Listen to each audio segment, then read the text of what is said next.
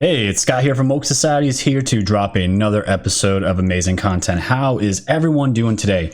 We have a packed full yet another packed full episode of content with many Q drops. We're going to give you guys going to get a Jeffrey Epstein update, and we're going to talk about who is really going to be running against Donald Trump in November, because it looks like it might not be Joe Biden after all. So we got all that on this episode. And before we jump into the content, I want you guys all to check out a video that was done by Dan Scavino. That is Trump's head honcho for his marketing campaign. Made an excellent video. Want to play it before we get into the content. So I'll see you guys on the other side of the intro. And I accept your nomination. Being president is a serious job. It's not hosting a talk show.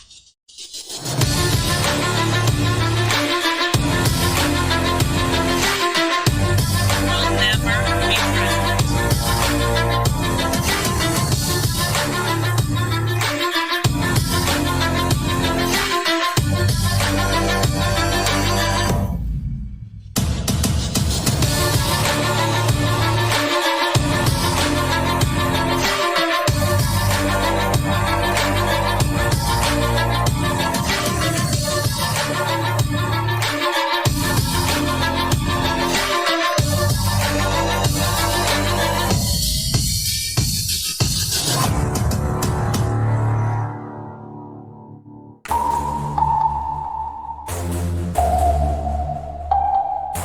Thanks for tuning in to the land of the real. But it's like the Twilight Zone, the plan is surreal.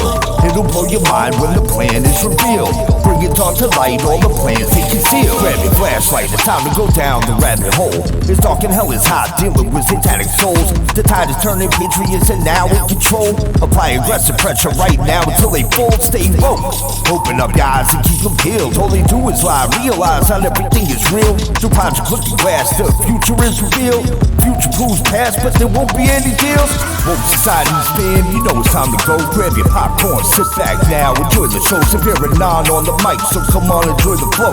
The wave is rising and you know it's only gonna grow.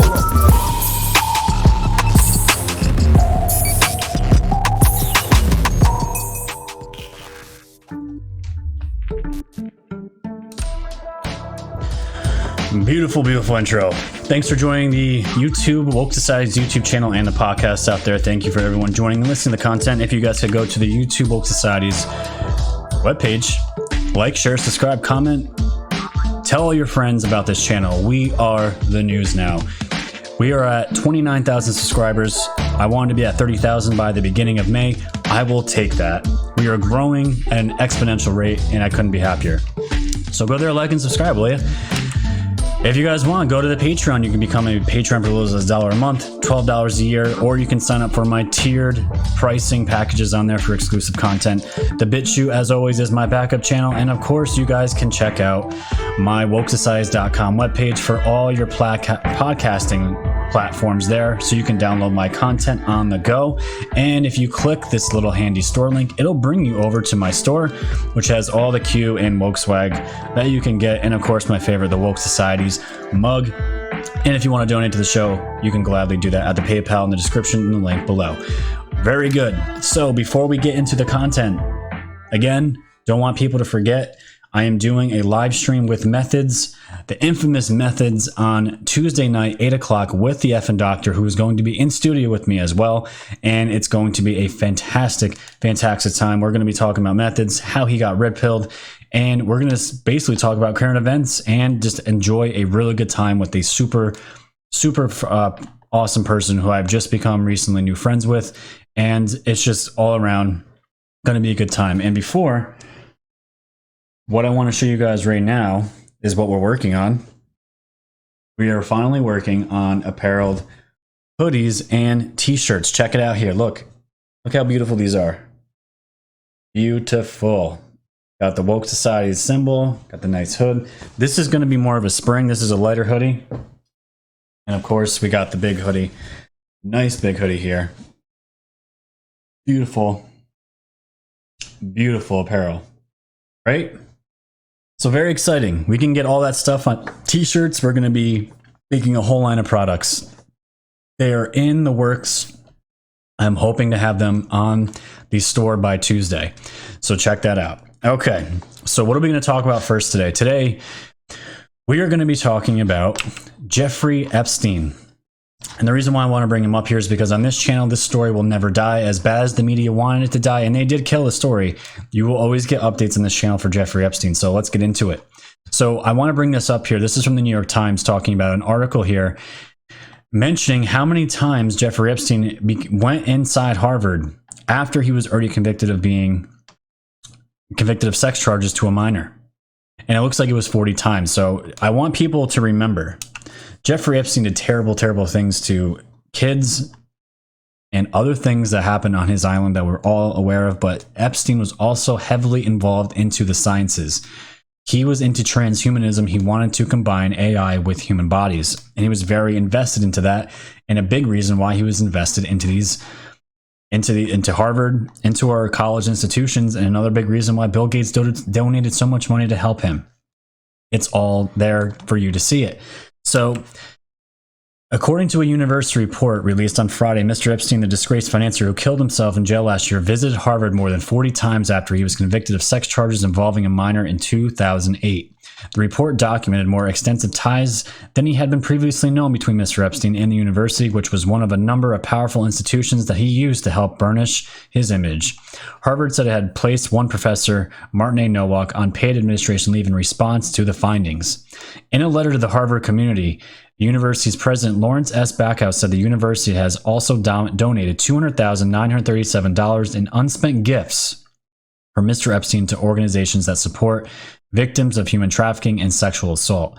Mr. Backhouse said that a review had confirmed that the university accepted a total of $9.1 million from Mr. Epstein from 1998 to 2008 to support research and faculty activities. That is about $200,000 more than he had been disclosed by Mr. Backhouse in September after an initial review. So again, Epstein was never part of this institution, but because he donated so much of his money, not really too much. When you talk about $200,000, that's nothing compared to the billions that he had access to. But he was pretty much lent access to Harvard because of all the millions of dollars that he was donating to them. These backdoor deals. Now, Drew G. Faust, who was then the president of Harvard, had ruled in 2008 that the university should no longer accept gifts from him, the report said. But yet, Mr. Epstein maintained close ties to the university, according to the report. And from 2010 to 2018, the report said Mr. Epstein made more than 40 visits to the university program. And this is what it was for. The program was called for Evolutionary Dynamics, which Mr. Epstein helped establish with $6.5 million donation in 2003. Despite having no Harvard affiliation, Mr. Epstein had key card access to the program's offices in Harvard Square and was given his own office space with the program until 2018, the report said. All those years after he was convicted. It's amazing. Mr. Epstein had cultivated a close relationship with Professor Nowak, the director of the program, who permitted Epstein to unrestricted access to Harvard offices despite knowing he was a registered sex offender, the report said. Professor Nowak also allowed Mr. Epstein to create a page on the program's website. They should have made this guy a professor at this point. That featured his photograph and links to his own website, the report said. The page was taken down after a group of sexual assault survivors complained in 2014, it said. And it's just kind of disgusting to think about this. Obviously, it's a college institution filled with college girls, right? Young females. And Epstein had access to any of them, was in their vicinity. It's just amazing, baffling. When things don't make sense, what does it all come down to? It usually comes down to the money, and that's what it was all about. So in January, it wasn't just Harvard. The Massachusetts Institute of Technology acknowledged that it had accepted $850,000 from Mr. Epstein from 2002 to 2017. Mr. Epstein also visited campus at least 9 times from 2013 to 2017, MIT said. And they also got grilled for all this, and they publicly apologized. Boo-hoo. Big deal, right? Thank you for your apology, but you still did it. Harvard's report was an attempt to reckon with its many ties to Mr. Epstein, including his admission as a visiting fellow in the psychology department in 2005, a post he was granted despite lacking the necessary qualifications. So pretty much what it came down to is this man donated all this money to it. Harvard opened its doors to him and pretty much let him research on topics that he felt that he wanted to research that were important. And don't forget, when we found the evidence on his New Mexico ranch, Epstein was trying to create his own race of humans. That's what he was doing. He was trying to have babies just of his bloodline. Where have we heard that before? And Harvard was just allowing it, and Gates has also donated to his causes as well. Transhumanism, combining AI with the human body. Disgusting. So I want to throw that out there. The next article I'm going to be talking about here is from the Daily Mail with Prince Andrew. Not anything too exciting, but Prince Andrew here now on record has ignored 3 formal requests to be interviewed under oath about his friendship with pedophile Jeffrey Epstein. Prince Andrew has ignored 3 formal requests to be interviewed under oath about his friendship with Jeffrey Epstein. David Boies, a lawyer who represents more than a dozen of the U.S. financiers' victims, claimed Andrew has not been prepared to cooperate. We made at least 3 formal written attempts sent to his address in London and also to his lawyers in the past few months, said Mr. Boies, whose clients include Virginia Roberts, the woman who claims Epstein forced her to have sex with the prince on 3 occasions. And of course, we've seen these infamous pictures with Prince Andrew here waving goodbye to a younger woman here from Epstein's door in New York City in his mansion there. And again, more pictures of him walking around with Jeffrey here while he was still alive. So Andrew, who vehemently denies all claims of wrongdoing, has hired Claire Montgomery, one of UK's leading extradition lawyers. Her former clients include the Chilean military dictator Augusto Pinochet. Asked about her appointment, Mr. Bowie said, "It's not that I don't appreciate why he wants to lawyer up. I do appreciate that, but if he could step back and look down the road and focus on what's the end game. What is the end game, Prince Andrew? If I avoid extradition, do I really want to have this hanging over my head and my family's head for the rest of my life? Do I want my epitaph to be, I succeeded in escaping justice?" And that's the real question. It's okay to lawyer up. Anybody would lawyer up in this case, but the fact that you got one of the world's top extradition lawyers, meaning somebody outside of the United States it can be any country. You get extradited because of a crime. You get sent to that country and then you testify in front of a court.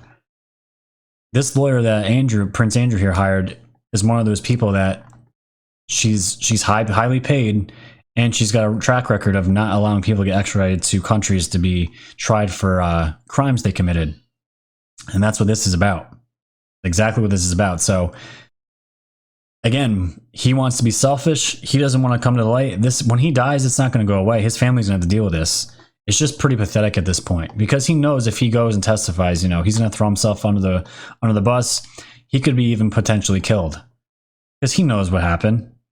He's on lockdown regardless. If he talks, he'll probably die.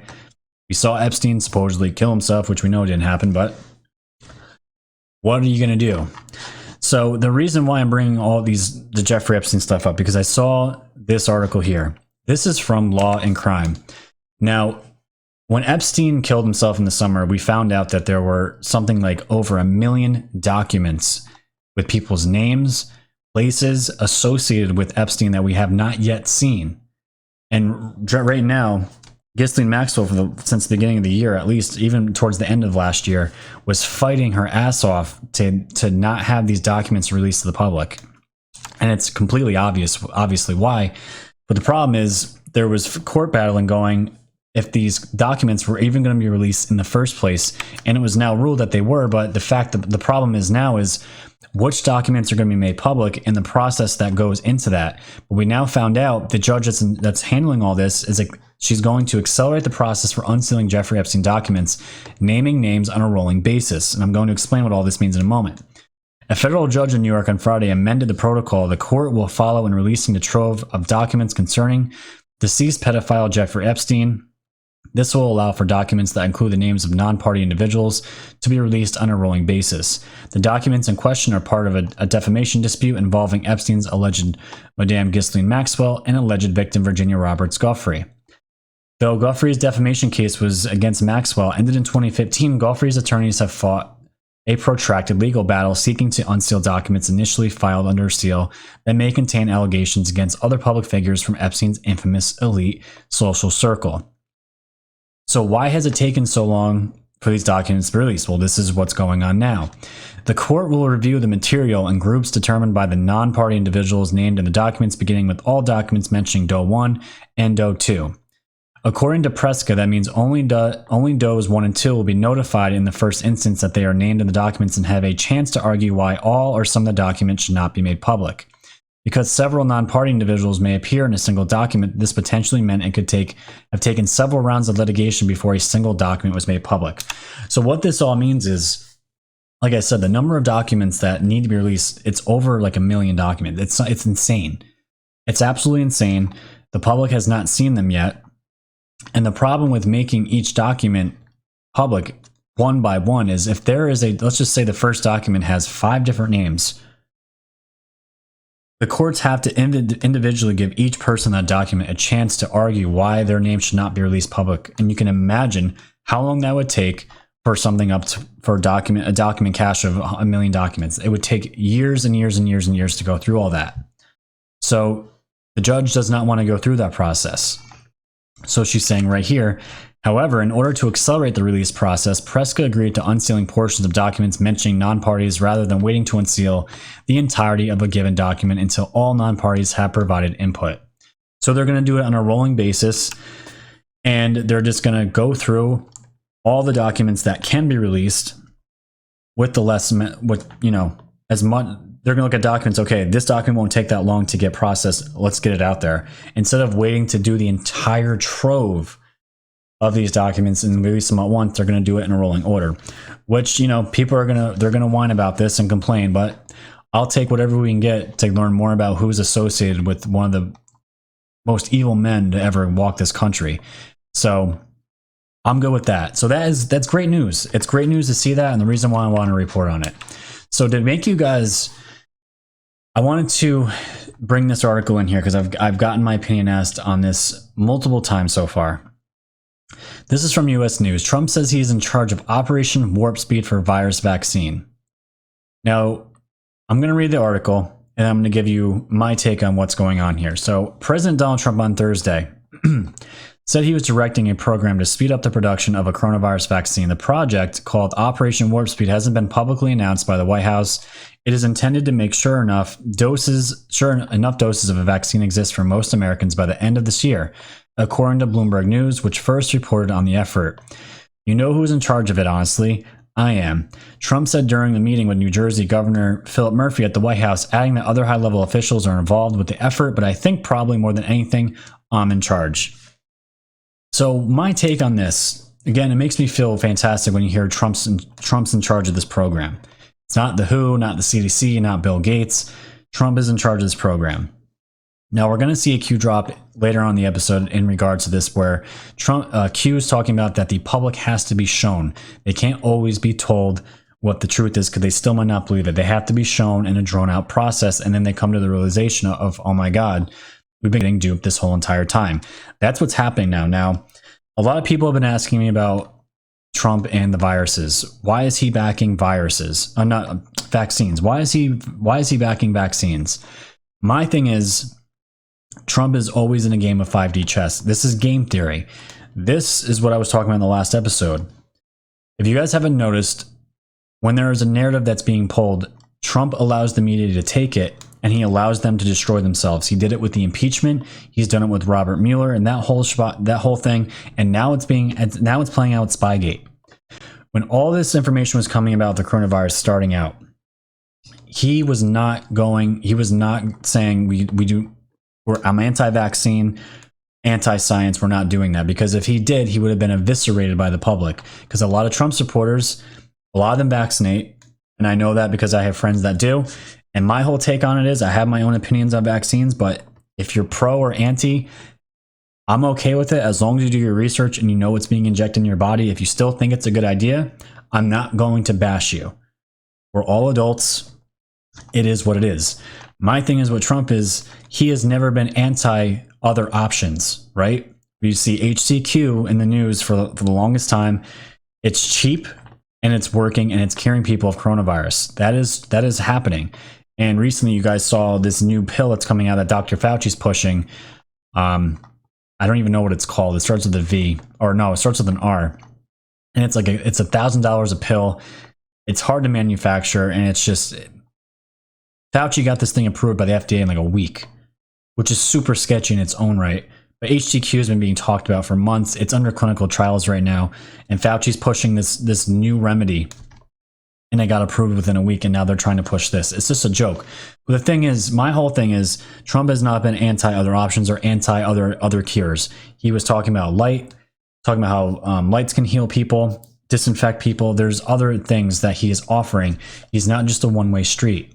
So my whole take on this thing is, at the end of the year when these vaccines come out, maybe we're going to find some disclosure with these vaccines when they do come out. And maybe it'll bring light to the whole entire vaccine industry, and maybe it'll crumble. That's pure speculation, but we don't know what the game is. So I'm saying everyone be patient and just let's see what happens. I'm not torching him on this because everyone saw this warp speed for vaccines. We haven't seen Trump come out and completely back vaccines. So everyone just take a chill pill with that. All right. So just to make you guys laugh a little bit, and to draw some attention to this, at this point, ladies and gentlemen, I don't know if Joe Biden's going to be running against Trump in November. I don't think he's going to be there. And the reason why I'm saying this is because things like this video I'm about to show you, this whole situation with Tara Reade, I don't think he's going to be able to run. His own party, the own media right now is destroying him. Washington Post, New York Times are calling for their investigations into Biden now, because this can't be ignored. But this video right here, ladies and gentlemen, things like this is what's going to torpedo Biden's reputation, Biden's shot at this presidential run. This was a episode that Joe Biden was actually in on Law and Order, and what he was talking about will blow your mind. And just consider the time that we're in now at Tara Reade, and you guys will see what I'm talking about. Let's take a watch. My dad used to have an expression: the greatest sin any person can commit is the abuse of power. The greatest abuse of power was rape. It takes a woman a long time to heal. When the victim isn't believed, when she goes through the invasive process of having a rape kit put together, then it's stuck on a shelf somewhere, and then the rape kit is never ever tested, we fail. We fail her. We fail so many women. And it keeps going on, but the worst part about it is obviously talking about the rape and that we have failed women. Now this is circulating all over Twitter. Thousands of people are seeing this. This is something that you can't get out from under. You just can't. And I saw somewhere that someone was tweeting, the most Trump thing that could happen is if Biden gets there, the first debate, Trump should have Tara Reade in the front row of this debate for the world to see. And isn't that such a Trump thing to do? Ultimate troll move. But we're going to get into the Q drops right now. But seeing things like this, I don't see him making it to the end of the year at this point. And with the way he's talking, there's clearly something wrong with him. There's no way he can lead a country for another 4 years. The reputation damage, and just we don't know what's going on with his physical health. We have no idea. So, wanted to show that out there for context. That video right there coming out right now, it's probably one of the worst things for him. All right. So, the Q post, because Q loves to post while I'm setting up my episodes for you guys, and I have all the Q posts I want to talk about, and there's 8 more. So I don't know if I'm going to catch all of them because there was about 10 more added since I started recording this. So we're going to go back to yesterday and just go over as many as we can, and here we go.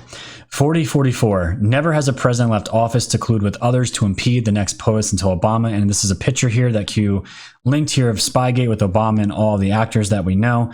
And again, this was a tweet here till Donald Trump talking about, I might have moved some of these. Yeah, I definitely moved some of these.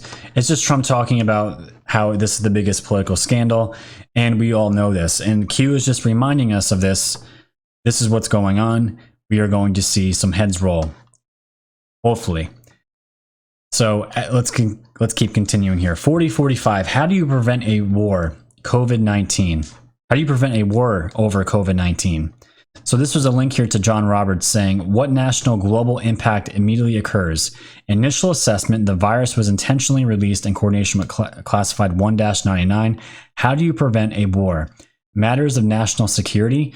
Think timing. Who benefits the most? Common denominator. Do you believe Biden would admit to sexual assault simply by asking him? No. So why do it? Why ask? Do you believe intel community would admit declassification of foreign adversary intentionally releasing COVID-19? No. So why do you ask? January 15th, Democratic impeachment articles transferred to Senate. January 15th, first COVID-19 U.S. case. So there is a lot to break down here. Now, what I want to talk about first is the matters of national security. Now, we currently know that there's 17 intelligence agencies that are investigating the Wuhan lab. And from what it looks like, we've known this, anons have known since January that this virus most likely came from this lab, the Wuhan lab. And even if we think, a lot of us are under the assumption that this was done intentionally because of the timing of it, right? Q keeps mentioning January 15th, January 15th. Why is that date important? We saw the first case of coronavirus hit in Washington. Democratic impeachment articles were transferred to the Senate, which we knew was going nowhere. And not only that, the beginning of the phase 1 trade deals with China were also set to initiate on this date. There was a lot happening on this date, but coincidentally enough, the coronavirus touched down in our country, and then the whole narrative shifted.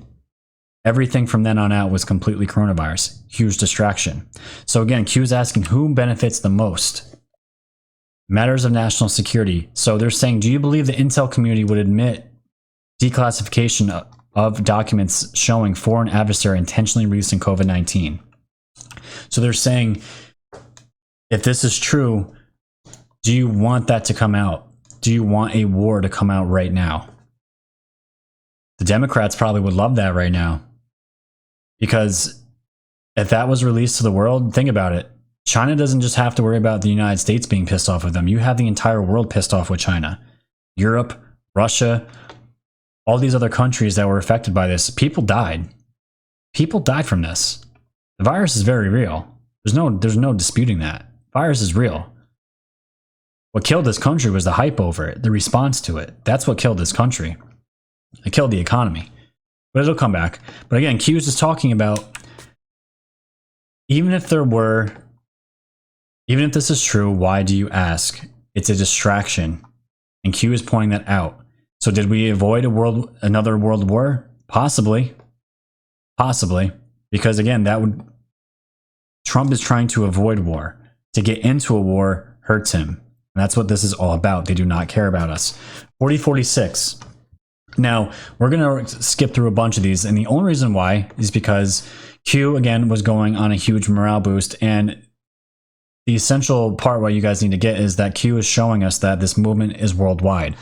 And all they were doing out in their podcast world, I can't see my screen right now, they're just linking tweets here of Patriots showing, they're like 5-second videos of saying where they're from and saying where we go one, we go all, and showing support of Q. And Q linked like 10 or 12 of these accounts all over different countries, just again showing how massive the movement is. And I don't know if I even put them in here. Let's see. Yes, John Robert. Here they are, right here. So I'll just give you guys an example of what it sounded like. Where we go one, go all worldwide. She seemed a little lost, but either way. We go all worldwide. Let's cut out of that real quick. And the other one I see here is, again, just another example. Where we go one, we go all. Ohio. Where we go one, we go all. Ohio. So it's just a bunch of these, and this is why there's so many Q drops, because Q, again, linked to a lot of these accounts. So again, just showing more morale boost in the movement, that our movement is worldwide. 40, let's skip to 4048. Democratic Assigned Political Action Initiative seeks to challenge Trump's online megaphone. So look at what the libs are trying to do here. They are trying to build their own army to come after us, the digital army, the Anons, and they're going to get a reality check very soon. So look, check this out. Initiative seeks to challenge Trump's online megaphone. A new Democratic aligned political action committee advised by retired Army General Stanley McChrystal, the former head of U.S. forces in Afghanistan, is planning to deploy technology originally developed to counter Islamic State propaganda in service of a domestic political goal to combat online efforts to promote President Donald Trump's handling of the coronavirus pandemic. I take this as a badge of honor. They are so afraid of us and the digital army. They are going to be getting people, generals that had experience in fighting against countering Islamic State propaganda. They are going after us now. Look at this. The group, they're calling it Defeat Disinfo, will use artificial intelligence and network analysis to map discussion of the president's claims on social media. It will seek to intervene by identifying the most popular counter narratives and boosting them through a network of more than 3.4 million influencers across the country.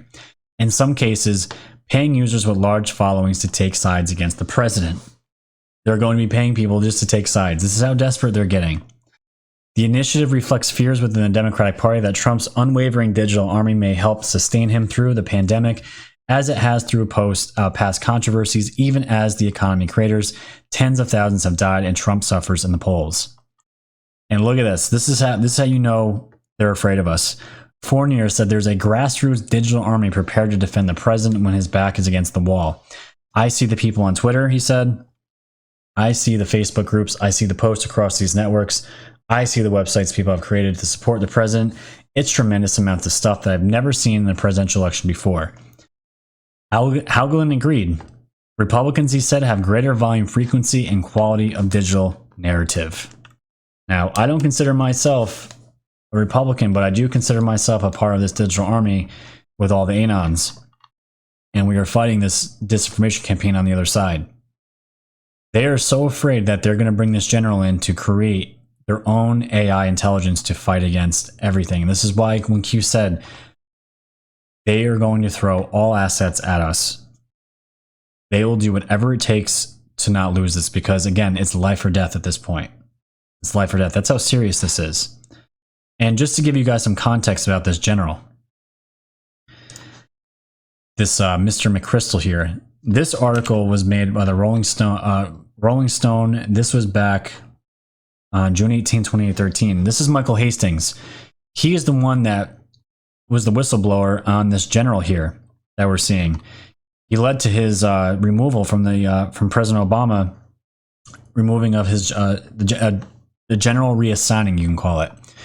So this General McChrystal here, just to give you guys some context of who this was. The guy that was reporting on him, who blew him up, he died in a car accident. This man here from the Rolling Stone wanted to keep reporting on him, and he just coincidentally died in a car accident. But look what he exposed. Hastings' unvarnished 2010 profile of McChrystal in the pages of Rolling Stone, the runaway general, captured the then Supreme Commander of the U.S.-led war effort in Afghanistan openly mocking his civilian commanders in the White House. The maelstrom sparked by its publication concluded with President Obama recalling McChrystal to Washington and the general reassigning his post. The conduct represented in the recently published article does not meet the standard that should be met by commanding general, Obama said, announcing McChrystal's departure. It undermines the civilian control of the military that is at the core of our democratic system. So he got him removed. Essentially, that's a whole different story for a different day, but either way, this is what we are fighting against. This is what Q is talking about. And this is only going to galvanize the movement even more, because you want to come at us and just make these threats that you're going to be sending AI at us, bots. When you called us Russian bots for years, they're going to get their asses whooped. They have no idea who they're dealing with as far as information warfare that can be carried out by YouTube channels like this, Twitter accounts, the Anons, the meme wars, any of that stuff. They're not going to be able to compete. They never have been. It's just funny. It's going to be funny watching them try. So as we continue here through the Q drops, more of Q linking to other Patriots. This one in particular was very, very interesting. This was a Q Patriot out in Germany. Q wrote, "You are trending worldwide 24/7, 365 with censorship. Never in our history has this been attempted." And the tweet here that was linked was it was funny. This is it here. It's in German, but we can look at the translation. Let's just take a look. So the translation of this is the picture, so everyone in the podcast can understand what we're talking about. There's a picture here of QAnon, the hashtag QAnon trending in Germany, which this person thought was very odd. Why is QAnon trending in Germany? Usually it's in America. So they wrote, QAnon trends in Germany. Has Twitter censored, or has there been a terrorist attack by someone who ate QAnon in his browsing history? So the funny thing about this is that it was so uncommon because we are so heavily censored that it just didn't matter. We were still trending with 75,000 tweets out in Germany. But again, it's just showing how big this movement is. This person was questioning and thought Akon got hacked or something and that something was going on, and that wasn't the case at all.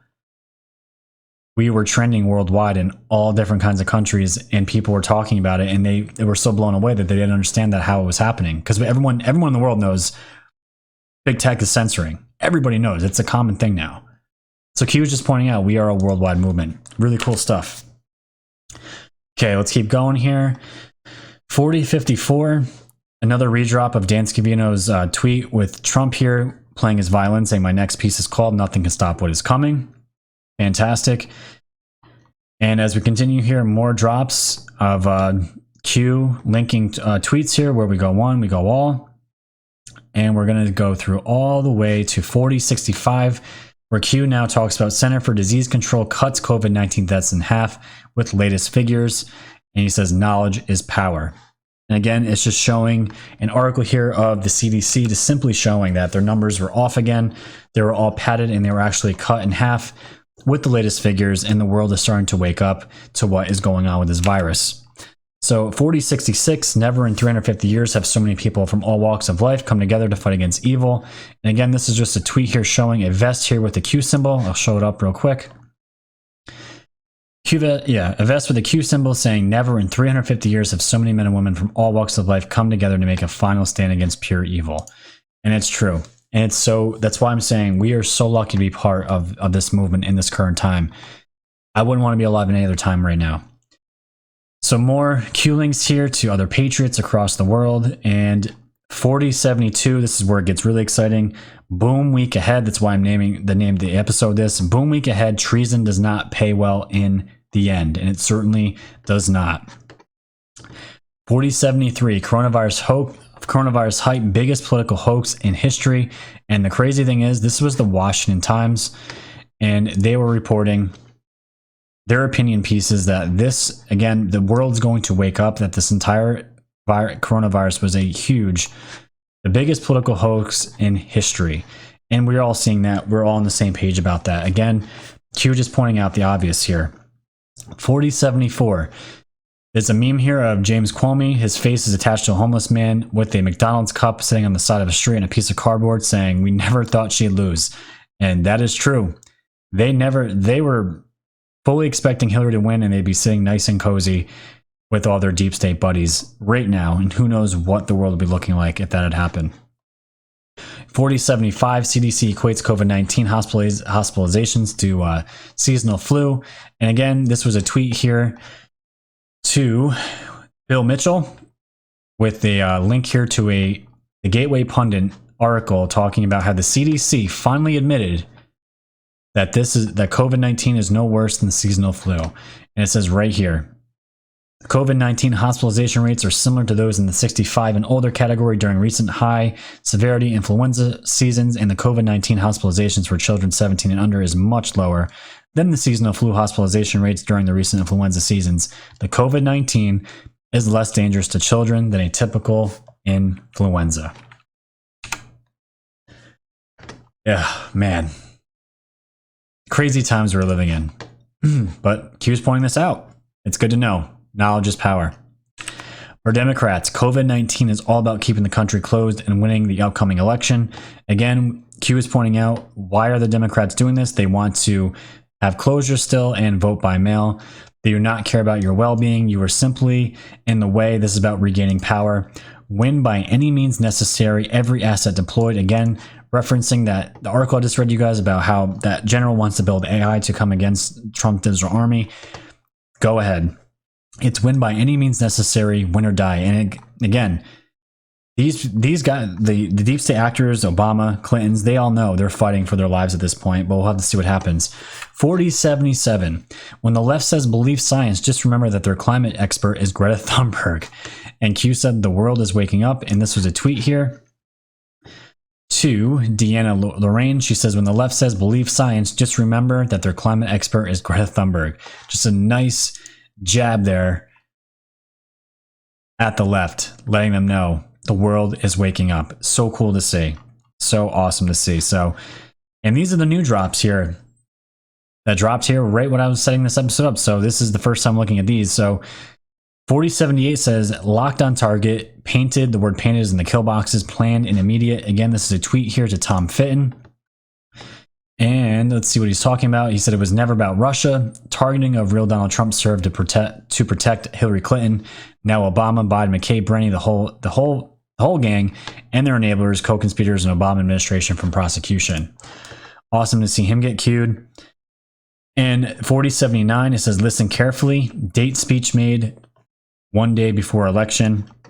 This is the Trump speech that I played at the end of my last live stream, at the end of the stream, showing the speech that won him the election. And again, Q is reminding us of this epic speech. Not going to play it again. It's too much time.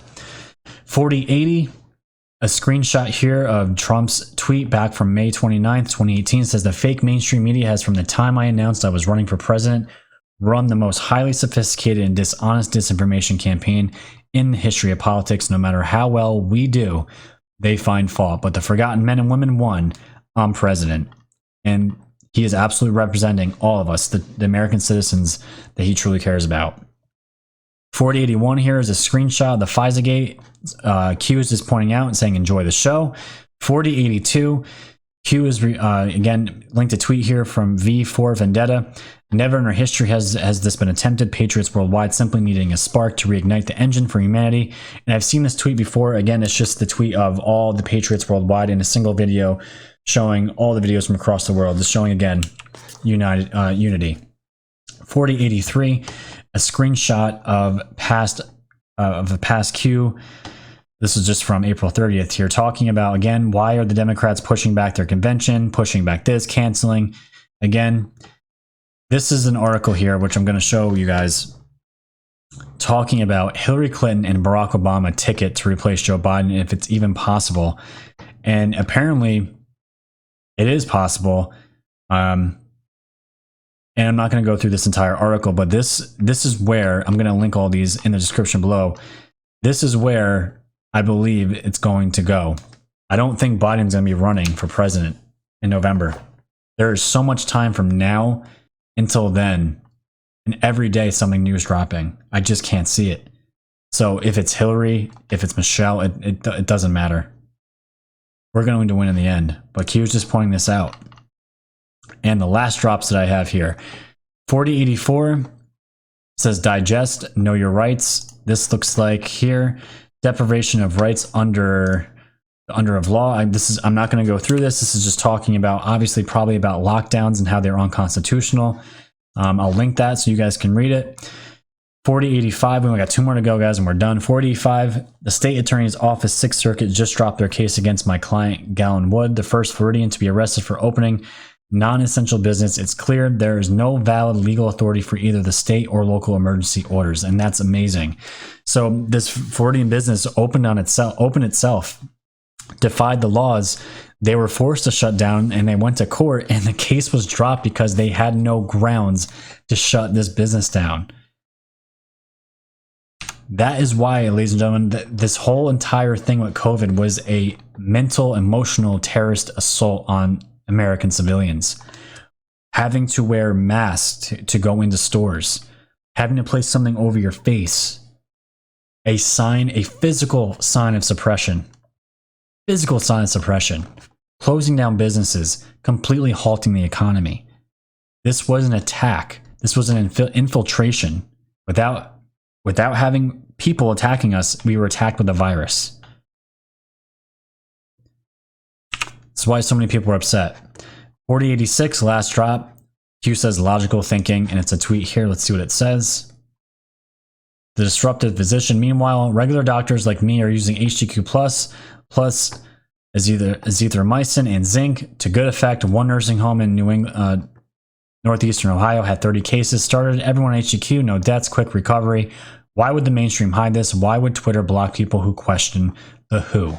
And again, these are just doctors, certified doctors with data, real-time data, what they're seeing, they're reporting what their observations for. And again, Twitter's blocking their content, deleting tweets.